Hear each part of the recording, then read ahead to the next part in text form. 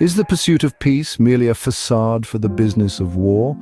How does the global arms trade shape the world we live in? And more importantly, who profits from this cycle of conflict and fear? In the world of international arms trade and global geopolitics, where financial interests, political agendas, and security concerns intersect, understanding the motivations and implications can be a daunting task. Today, we journey through the intricate maze of arms procurement, financial motivations, and the perpetual cycle of conflict and profit. Consider Japan, a nation that has recently emerged as a significant player in the global arms landscape. Just a few short years ago, Japan barely registered on the global radar of arms imports. Today, it stands at the 12th position among the world's largest importers of weaponry. This remarkable transformation is driven by a fundamental concern: the need to fortify its security posture against the perceived threat emanating from China. The Asia-Pacific region presents a complex geopolitical landscape. Japan, a nation committed to pacifism since World War II, is navigating uncharted waters as it faces an assertive China. China's military expansion and territorial claims in the East China Sea have cast a shadow of potential aggression over Japan. In response, Japan has embarked on a strategic journey of arms procurement, investing in modern weaponry to deter potential adversaries. Yet, this narrative of security and power is not solely about geopolitics. It is also about the financial interests that fuel the global arms trade. For instance, the American defense contractor Lockheed Martin has urged Japan to halt its arms purchases from the French defense firm Thales. The reason? A staggering financial stake of approximately $300 million. So, as we reflect on the complex interplay of the global arms trade, geopolitics, and financial interests, we can discern a cycle of fear and profit. The business of war is driven by a relentless pursuit of security, a pursuit that often masks the financial interests at play. The global arms trade, then, is not merely about providing security, it is also about the business of conflict, a business where fear and profit are inextricably linked. As we navigate the world of international arms trade, we must continually question the motivations and implications of this complex landscape. For it is in understanding these dynamics that we can begin to envision a world where the pursuit of peace is more than just a facade for the business of war. Ever pondered who truly profits from global conflicts? Today, we delve into the intriguing world of defense corporations and their impact on international arms decisions, using Lockheed Martin's involvement in Japan's arms procurement as a case study. Now, why would Lockheed Martin, a preeminent American defense titan, concern itself with Japan's arms supplier? It all boils down to one word: radar. These advanced radar systems designed to fortify Japan against potential threats from China are at the heart of this conundrum. Lockheed Martin's engagement in this matter underscores two pivotal facets of the global arms trade. It showcases the interconnected nature of defense companies across borders, and the significant financial benefits tied to advanced military technologies. This intricate dance of global interests and high-stakes financial games adds another layer of complexity to arms procurement. It reveals how private defense corporations actively participate in molding the security strategies of nations. What fuels warfare isn't just the motives we often hear in public discourse. In reality, the business of war is driven by the pursuit of financial interests. It's not the nations themselves, but private corporations that run the show in the manufacturing and sale of weapons. Corporate giants like Lockheed Martin, Raytheon, and Boeing play a decisive role in shaping global arms trade dynamics. Their influence often surpasses that of the politicians who govern nations. These defense corporations are economic powerhouses wielding financial clout that can significantly impact governments' policymaking and, consequently, international security. These corporations are not merely passive players. They actively engage in lobbying efforts, contributing to political campaigns and maintaining close ties with policymakers, ensuring a conducive environment for arms sales and military expansion. At its core, war is a business. The more conflict and insecurity in the world, the more opportunities there are for private defense contractors to flourish. This perspective sheds new light on the motives that propel global events and highlights the vital role private corporations play in sculpting our world's geopolitical landscape.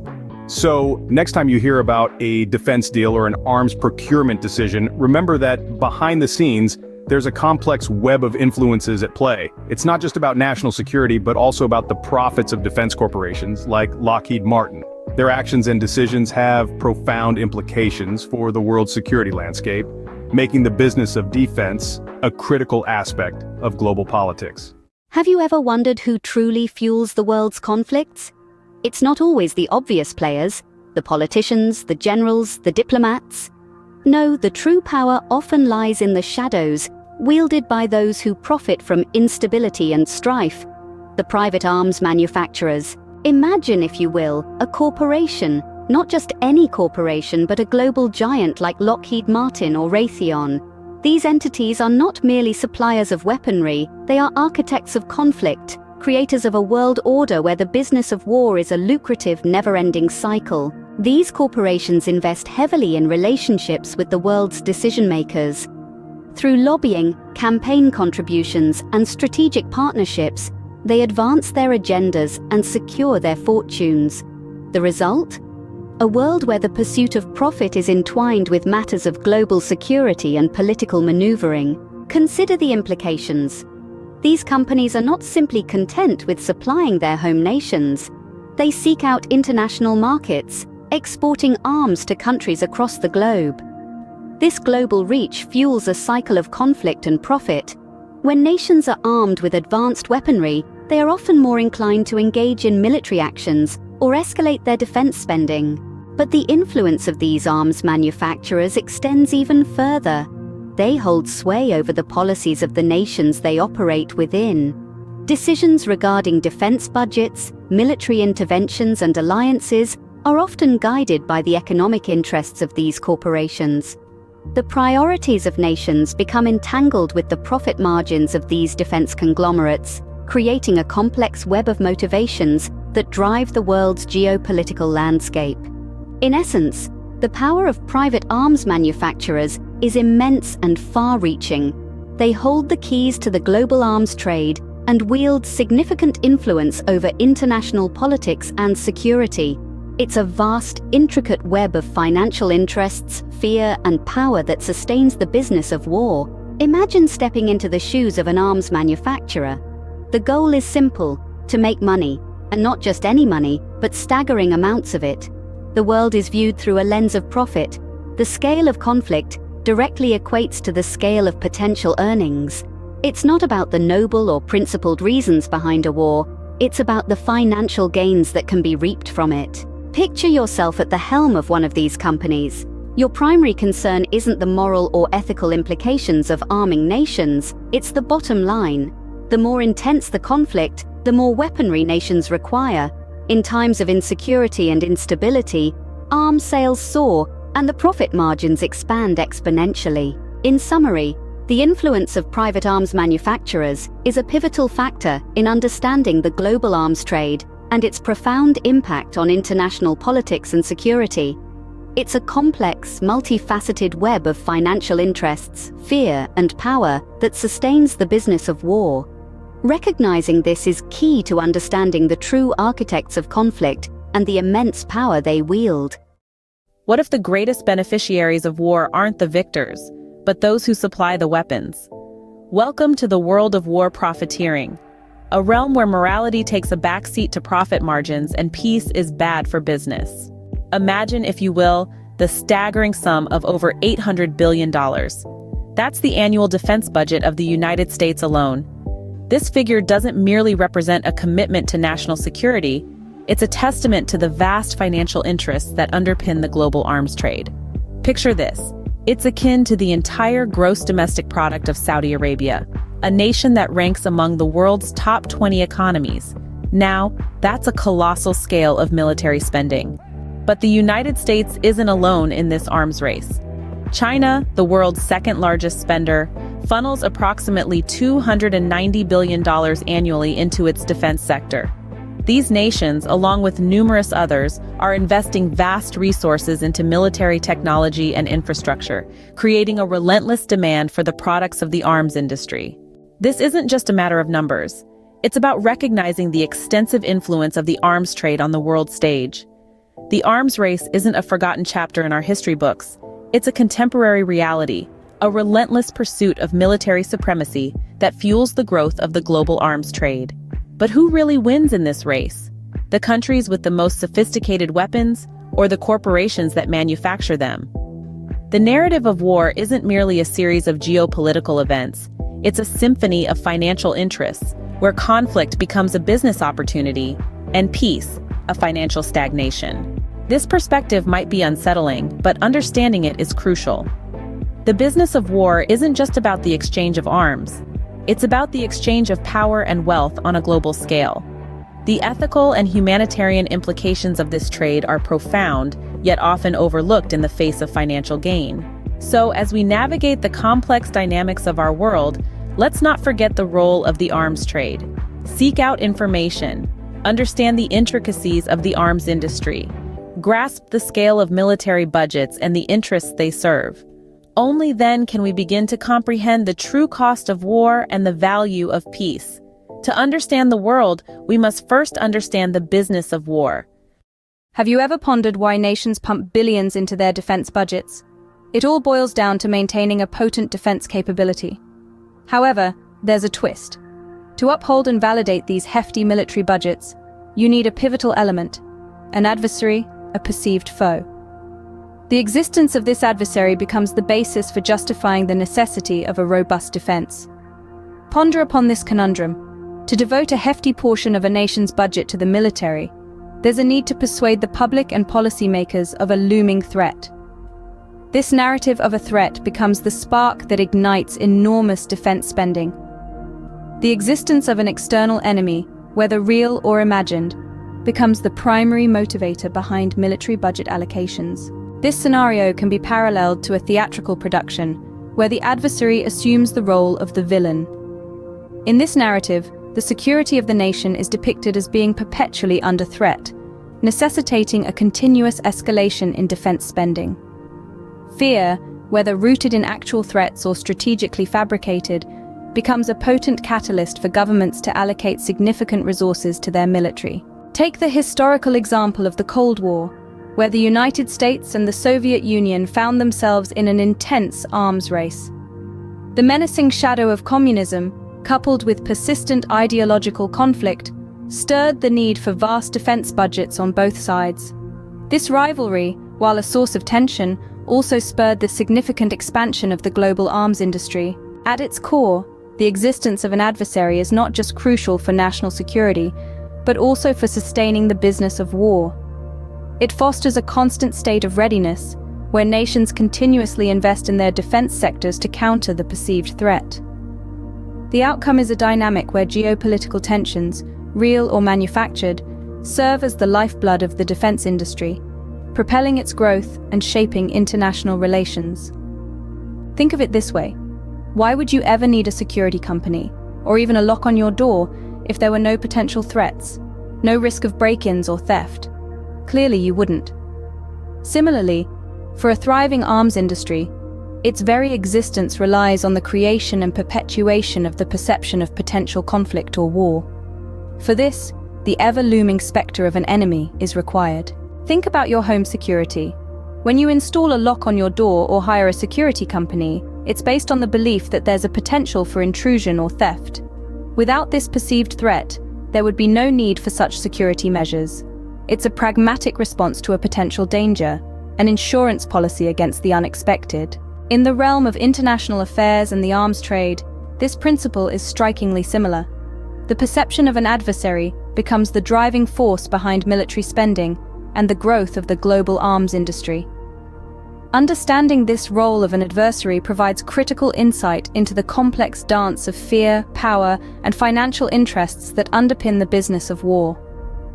It's a world where the existence of an enemy, real or strategic, is a vital element in sustaining the global arms trade.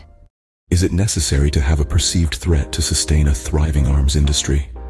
This question, as provocative as it may sound, forms the crux of a complex and often overlooked narrative that shapes the global arms trade.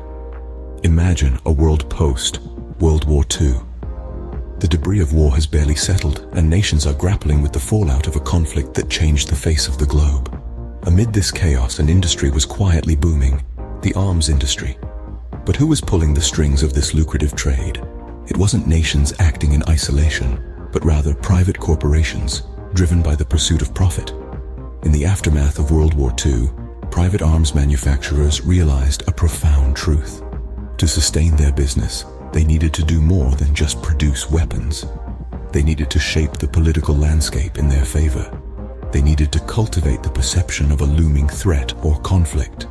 Thus, they embarked on a relentless quest to gain influence and access to policymakers. Donating large sums to political campaigns, they secured favor and access to decision-makers. In this realm, the line between corporate interests and national security blurred. Politicians, chasing funds for their campaigns, often found themselves indebted to these arms manufacturers. The result? A symbiotic relationship where the interests of the arms industry often took center stage. This dynamic has shaped the arms industry as we know it today. An industry that thrives on the notion of perceived threats and the need to guard against them. An industry that, like a locksmith, finds its demand soaring with the mere whisper of danger. But it's crucial to understand that this isn't an entirely sinister narrative. Nations genuinely want to protect their citizens, yet the line between genuine concern and strategic narrative building can blur. The presence of an adversary serves not only as a genuine security concern, but also as a means to stimulate domestic defense industries and maintain a competitive edge on the global stage. To summarize, the arms industry's growth is intricately tied to the existence of an adversary, real or imagined. This perceived threat fuels military expenditures and arms sales, shaping the geopolitics of our world. The role of private corporations in this trade is significant, often overshadowing the influence of politicians. These corporations, through campaign donations and lobbying, have managed to blur the line between corporate interests and national security, creating a landscape where the business of war is deeply intertwined with the politics of fear. So next time you ponder the necessity of a perceived threat for the arms industry, remember this: the locksmith of nations thrives on the concept of danger, and the key to understanding this lies in the intricate dynamics of the business of war. How much sway do arms manufacturers truly hold over the global political landscape? A question as provocative as it is complex. This inquiry unravels a narrative that begins in the aftermath of World War II and extends to the present day. Post-World War II, the arms industry found itself on shaky ground. The world, weary from the ravages of conflict, was more focused on rebuilding than rearming. Profits dwindled, and private arms manufacturers faced an uncertain future. Then came the Cold War, a new kind of rivalry, ideological, political, and militaristically competitive. The United States and the Soviet Union, along with their respective allies, engaged in a standoff fueled by mutual distrust and the haunting specter of nuclear conflict. This climate of geopolitical tension offered a lifeline to the arms industry. To justify colossal defense expenditures and arms sales, the idea of an imminent threat was perpetuated. The fear of a powerful adversary, first the USSR and later China, was stoked to keep military investments flowing. In this narrative, communism emerged as the formidable antagonist, portrayed as an existential threat to Western democracies. With vast defense budgets necessary to counter this perceived menace, the stage was set for a global arms race between East and West. Arms manufacturers seized this opportunity to not only recover, but to thrive. Governments vying for military supremacy led to unprecedented growth in the arms industry. Manufacturers became integral players in the perpetuation of this geopolitical tension, often advocating for policies and defense budgets that furthered their interests. One such example is Lockheed Martin, an American defense contractor that's not merely a manufacturer of arms, but a formidable political player. Through extensive lobbying efforts, campaign contributions, and a vast network of influence, Lockheed Martin, among other defense giants, has shaped national security policies to favor their objectives. This intertwining of interests between arms dealers and politicians isn't unique to any one nation. It is a global phenomenon. A complex web of financial incentives, political influence, and national security considerations often blur ethical and moral lines. In conclusion, the Post, World War II era marked a significant turning point for the arms trade, highlighting the pivotal role private arms manufacturers play and their influence over politicians. To understand this dynamic is to grasp the intricate relationship between the business of war, corporate interests, and political power. Thus, the influence of arms manufacturers on global politics isn't just about selling weapons. It's about creating an environment conducive to their financial growth and shaping the world in a way that serves their interests. Have you ever contemplated how the Cold War era, a period of intense geopolitical tension, dramatically reshaped the landscape of international politics and the arms industry? This era, characterized by a strategic chess game between the East and the West, fundamentally altered the dynamics of global affairs and the business of war. In the wake of World War II, as the world was divided into two ideologically distinct blocs, the fear of Soviet expansionism loomed large over Western nations.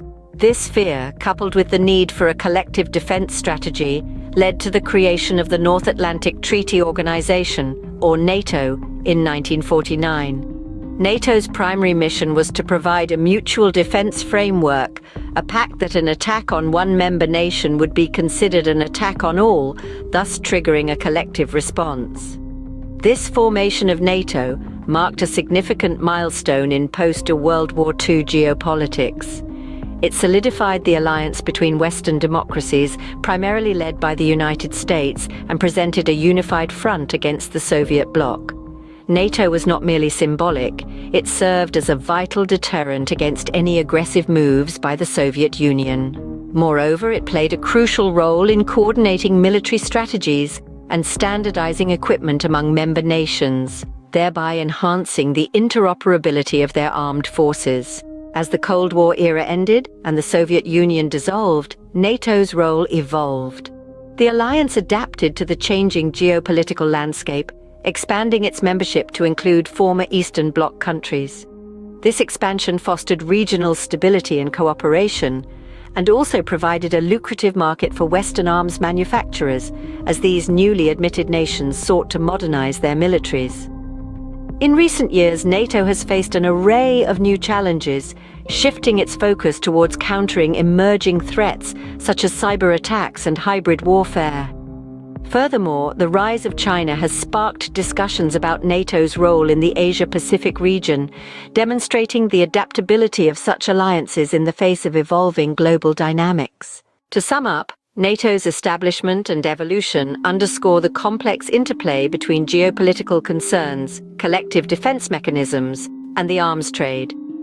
These alliances, while rooted in genuine security concerns, also serve as mechanisms for sustaining defense budgets and bolstering the interests of the arms industry.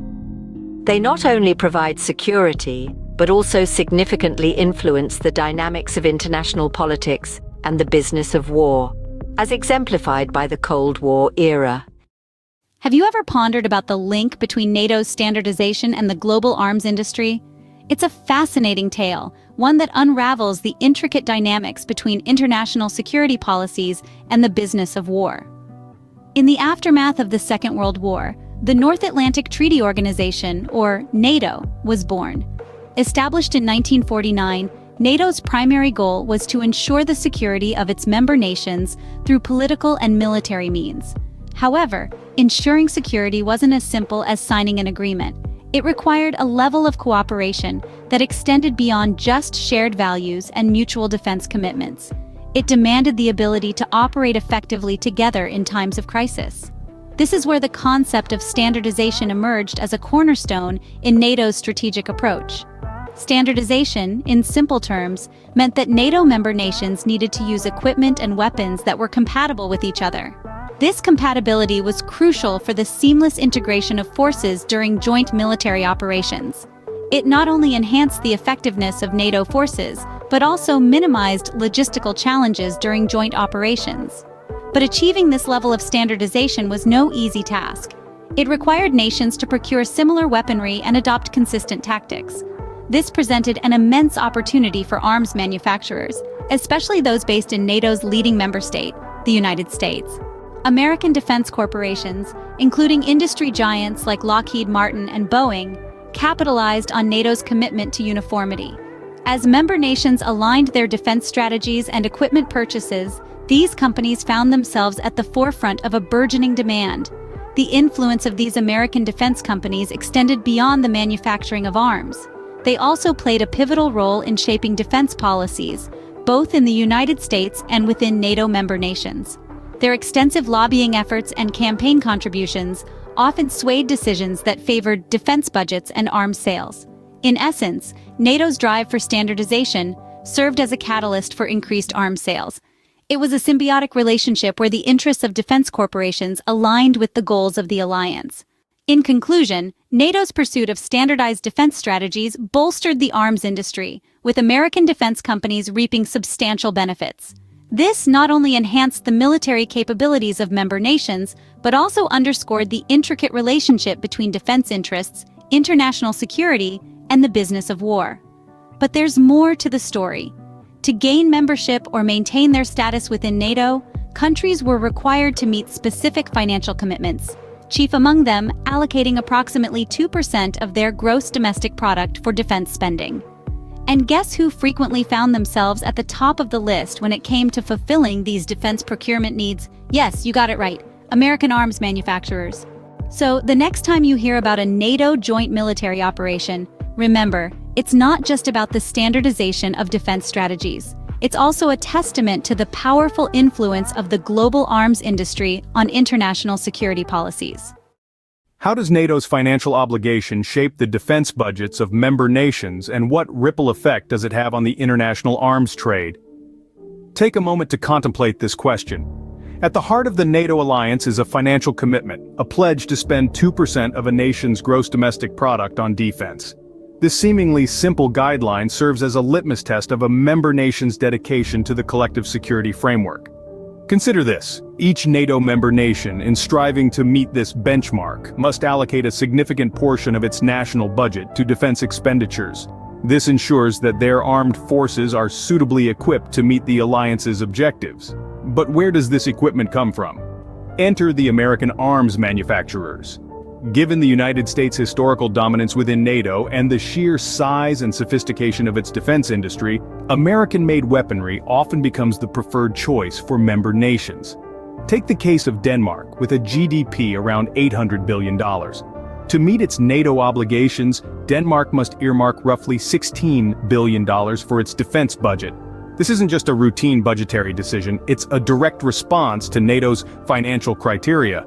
By meeting the 2% GDP defense spending benchmark, Denmark signals its commitment to the alliance's collective defense goals. This financial obligation not only shapes the defense budgets of member nations, but also impacts the international arms trade. American defense companies such as Lockheed Martin or Boeing actively promote their products to NATO member nations, ensuring that American arms remain the preferred choice for countries looking to bolster their defense capabilities. So what we see is a complex interplay between NATO's financial obligations and the international arms trade, with American arms manufacturers often reaping the benefits. In summary, NATO's 2% GDP defense spending target has a far-reaching impact. It shapes the defense budgets of member nations, influences the choices they make in arms procurement, and ultimately affects the international arms trade landscape. This underscores the intricate relationship between defense procurement, international alliances, and the interests of the arms industry. A fascinating dance of economics, politics, and security. Have you ever pondered the intricate dance of international politics and defense spending decisions? Picture this: Denmark, a country known for its peaceful demeanor and high quality of life.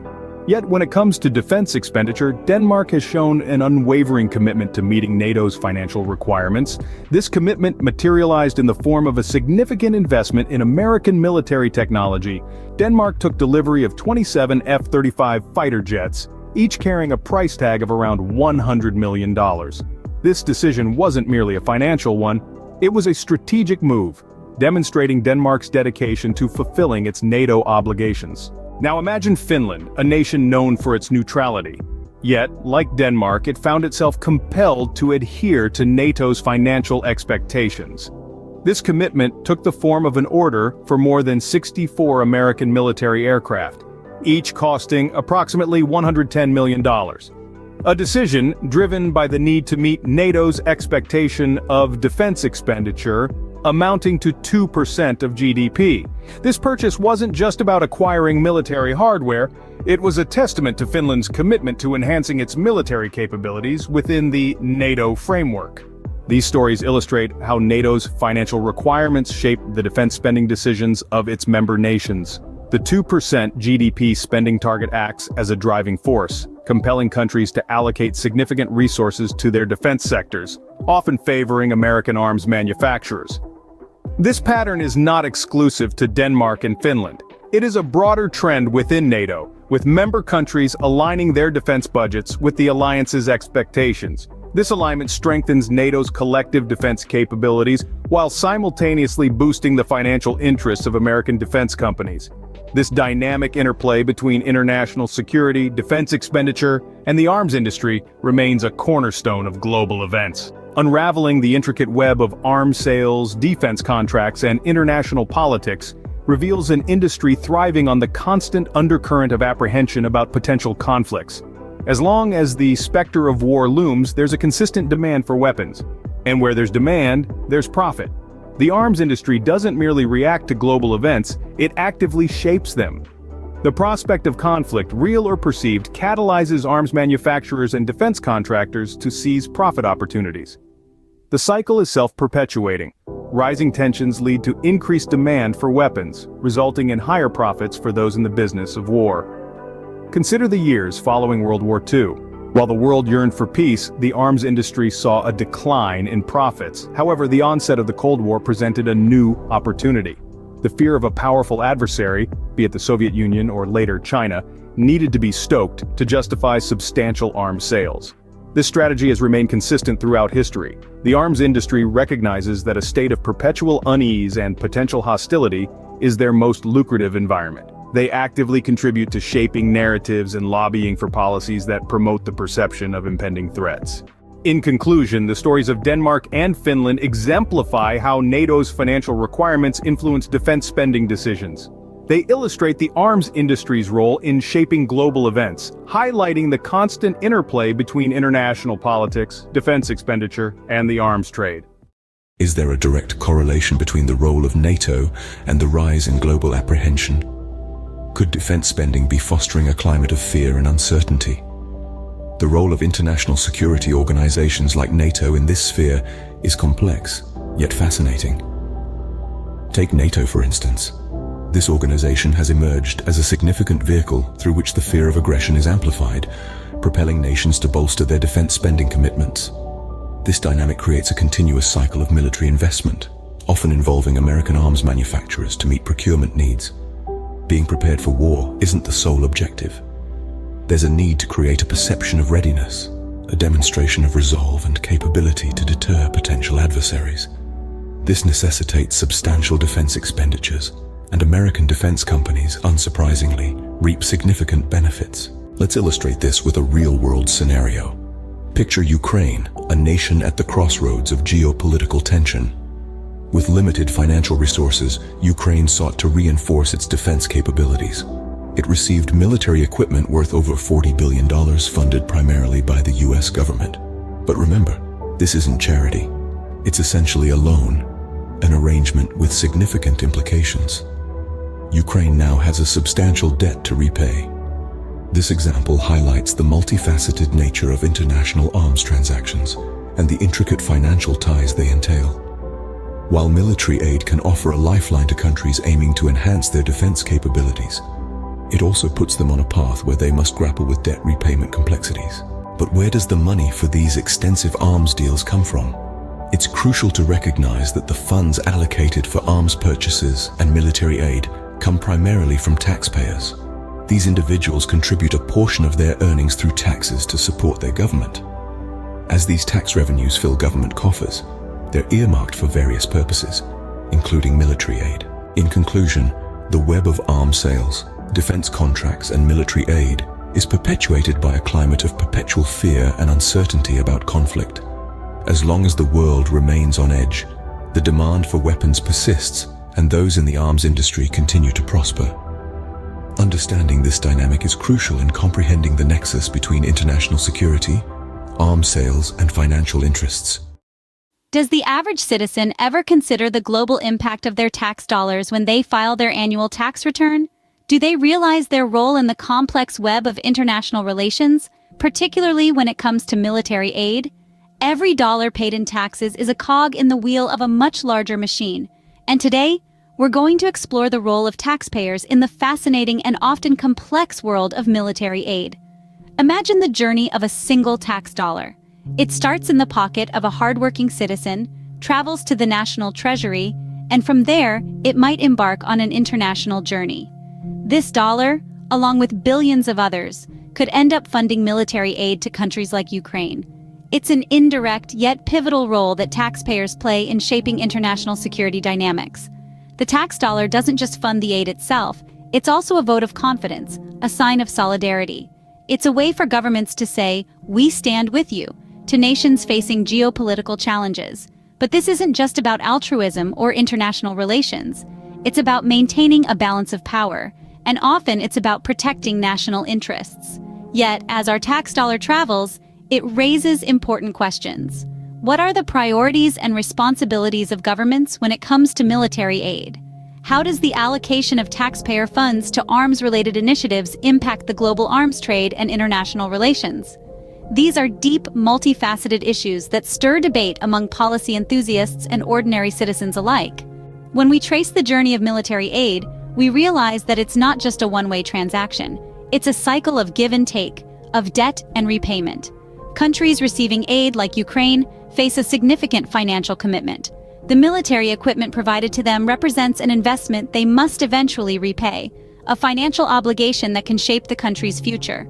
In this cycle, the arms industry thrives. It feeds off the constant demand for military equipment, driven by perceptions of security threats. It's a self-sustaining ecosystem, intertwining financial interests, security concerns, and international politics in a dance as old as civilization itself. So, what's the takeaway from this journey? It's this. Taxpayers are the lifeblood of military aid. Their contributions form the backbone of initiatives aimed at bolstering the defense capabilities of nations, reflecting the intricate interplay between individual citizens, governments, and the global arms industry. In conclusion, when we dig into the financial origins of arms deals, we uncover a complex web of relationships and transactions. We see the critical role of taxpayers in international security, and we understand that every dollar paid in taxes has the potential to influence the global stage. Remember, the next time you file your tax return, you're not just fulfilling a civic duty. You're part of a larger narrative, a global story of power, politics, and security. The world of military aid is much more than a line item in a national budget.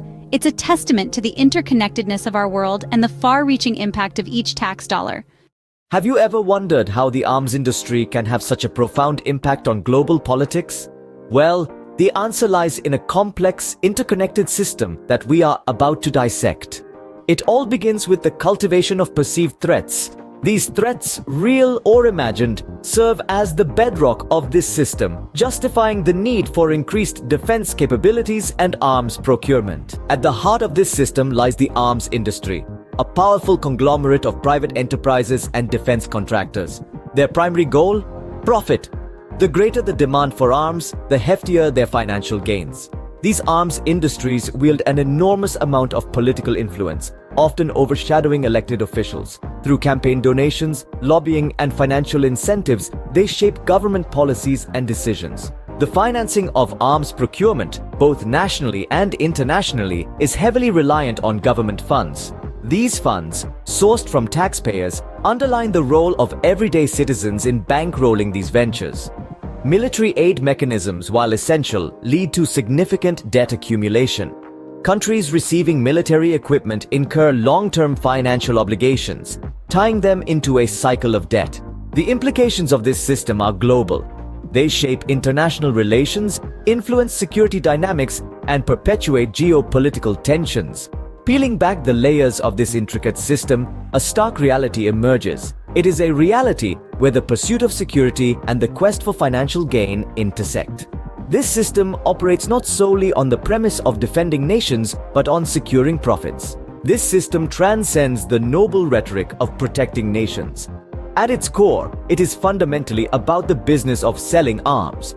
While organizations like NATO may be painted as entities dedicated to peace, arms sales are a crucial part of their policy. Organizations such as NATO, while championing collective security and defense, are not solely concerned with the well-being of their member nations. They serve as conduits that facilitate and, in some cases, drive arms sales. These alliances foster a sense of shared security concerns and promote a perception of looming threats. They are not solely about fostering cooperation, but also about creating a demand for military equipment. By instilling the belief that nations must be prepared to counter potential adversaries, these organizations indirectly encourage arms procurement. In essence, the existence and activities of such alliances are intertwined with the arms industry's interests. The more nations feel compelled to enhance their defense capabilities, the more lucrative the arms market becomes. Consequently, these alliances contribute to the perpetuation of a system where the pursuit of security and the pursuit of profits are inextricably linked. As we navigate this intricate landscape, we gain a deeper understanding of the complex interplay between politics, finance, and the business of war. It's a system that operates not just on the premise of defending nations, but also on the premise of securing profits. Does the formation of alliances inadvertently fuel the arms industry? It's a question that stirs the pot of international politics and defense economics. And to understand it, we must trace the evolution of one of the most prominent alliances in the world, the North Atlantic Treaty Organization, or NATO. Born from the ashes of the Second World War in 1949, NATO was a collective defense mechanism against the looming Soviet threat.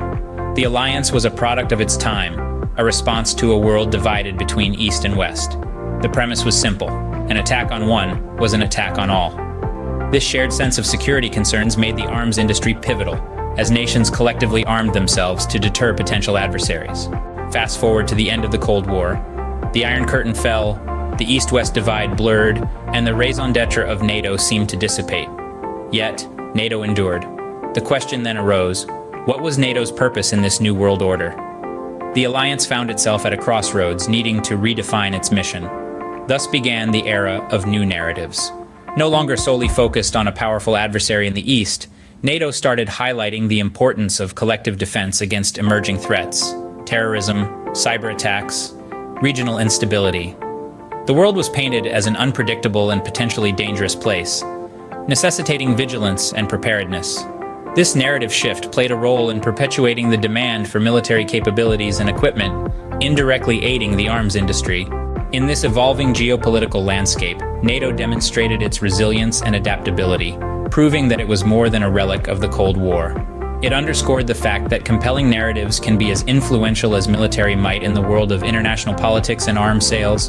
But a pattern emerges here, a pattern that sustains the military-industrial complex and the profitable arms sales that accompany it: the need for new enemies. Whether it's casting China or Russia as antagonists, the continuation of this complex depends on the creation or exaggeration of perceived threats. So, in the dance of alliances and arms, the music never stops. The alliances foster shared security concerns, promote perceptions of looming threats, and indirectly encourage arms procurement. The arms industry, in turn, finds a lucrative market in this environment. It's a cycle, intertwined and self-perpetuating, a testament to the intricate interplay between security, diplomacy, and arms sales. In summary, the evolution of NATO and the arms industry has been a symbiotic one, with each influencing the other's growth and development. The narratives constructed by alliances like NATO, emphasizing their relevance in an ever-changing world, play a crucial role in fostering the belief that nations must be prepared for a wide array of security challenges. This, in turn, perpetuates the demand for military capabilities and equipment, fueling the arms industry. It's a complex dance indeed, where the pursuit of security and the pursuit of profits are inextricably linked. Can you imagine a world where the concept of an adversary is non-existent? How would that impact the geopolitics and arms trade? The idea, though fascinating, is far removed from the realities of our world today. In the intricate dance of global politics and arms trade, the concept of an adversary is not merely a term, it's a driving force. It's the linchpin that justifies immense defense budgets, colossal arms procurement, and the ceaseless operation of military-industrial powerhouses. These so-called enemies play an essential role in maintaining the complex ecosystem where the business of war thrives. Take the narrative of China or Russia as potential adversaries. Although these countries have their unique strategic interests and geopolitical ambitions, the story surrounding them often gets intensified to reinforce a sense of imminent threat. This narrative serves a dual purpose. It forms the basis for increased defense spending and arms acquisitions, while simultaneously ensuring a constant demand for military equipment. This creation or exaggeration of enemies isn't a random event. It's a deliberate maneuver in the sphere of international politics and arms sales. It's a tactic to sustain an industry that flourishes when nations feel the need to enhance their defense capabilities in the face of perceived threats.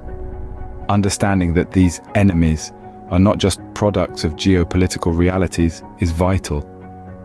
Quite often, they are products of strategic narratives meant to maintain the status quo of a world where the business of war continues to prosper.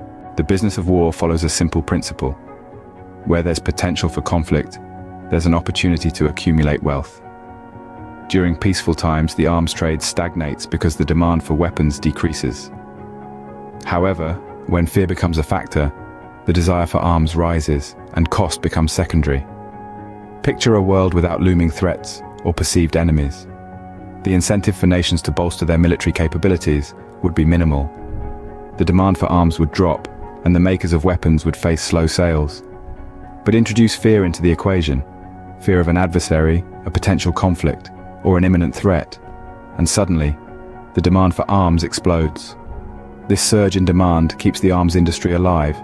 It ensures private defense companies thrive, military budgets skyrocket, and arms dealers stay in business.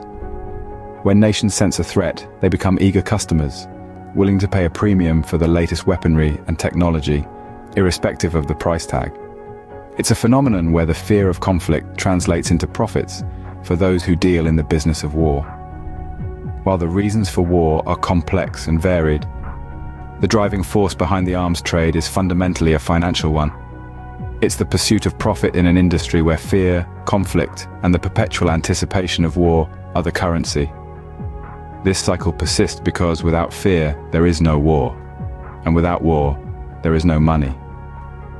It's a harsh reality, but understanding this intricate web of financial interests is crucial to comprehending why warfare perpetuates itself. In conclusion, the business of war is driven by profit, which relies on the existence of conflict or anticipation thereof. Without the fear of conflict, nations would not engage in massive arms procurement. Without such arms deals, defense contractors wouldn't reap substantial profits. And without these profits, the cycle that sustains the military-industrial complex would come to a grinding halt. Does it ever cross your mind that the machinery of war might be paradoxically a significant driver of economic growth? The interplay between war and economics is a complex one, often obscured by the more visible aspects of conflict, the politics, the strategy, and the human cost.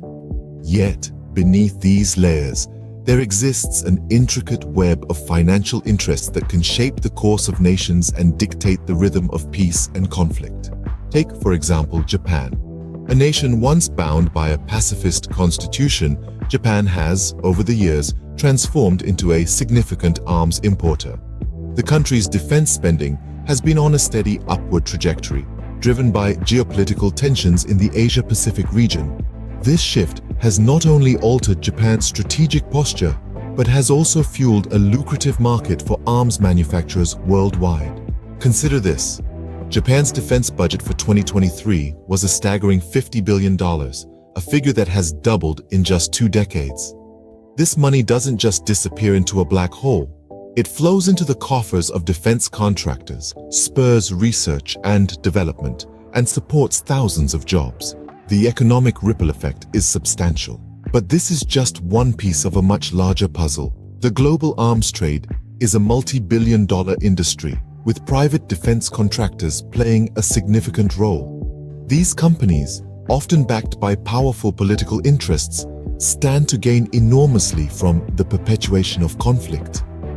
Their lobbying efforts can shape foreign policy decisions, influencing when and where to wage war. Organizations like NATO also play a part in this complex dynamic. Originally formed as a collective defense mechanism against the Soviet Union, NATO has since evolved into a significant player in the global arms trade. Its member states are obliged to spend a minimum of 2% of their GDP on defense, a requirement that drives demand for arms and military equipment. In this exploration of the interplay between global arms trade, political interests, and the perpetuation of conflict, we've uncovered a world where the pursuit of security often goes hand in hand with the pursuit of wealth. The business of war thrives on the perpetual fear of conflict, as it is in times of insecurity that arms sales surge, often driven by the unceasing efforts of private companies seeking to maximize profits. So, as we navigate this terrain, we must remain vigilant, questioning the motives behind actions and decisions that impact our world. Behind the facade of international diplomacy and national defense lies a web of financial interests that can shape the course of nations. By shedding light on these hidden forces, we can strive for a future where diplomacy and peace take precedence over the machinery of war and profit.